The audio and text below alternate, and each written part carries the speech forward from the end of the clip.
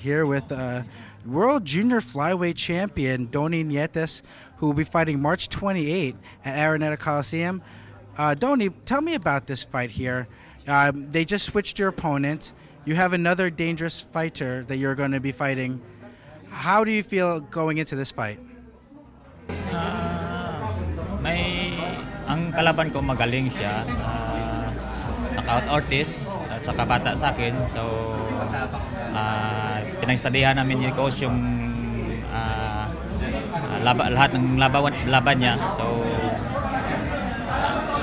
sa lahat ng kasparing ko talagang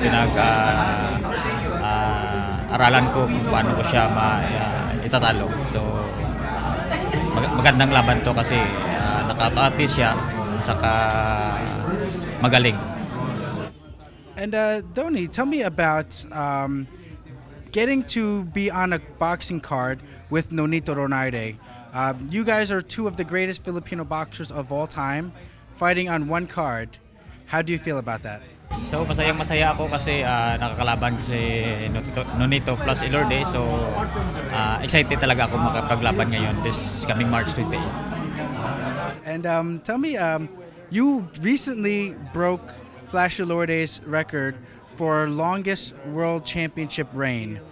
Tell me about that as far as your feelings surpassing such a great champion.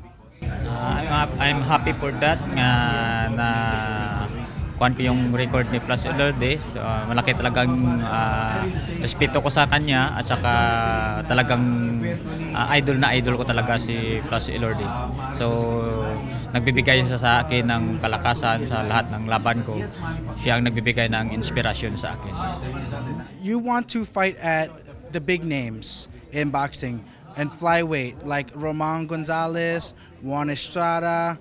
Those fights will define you as a great champion, not to just the Philippines but the entire world. How much or how soon do you want those fights, and what makes you want to fight those fighters?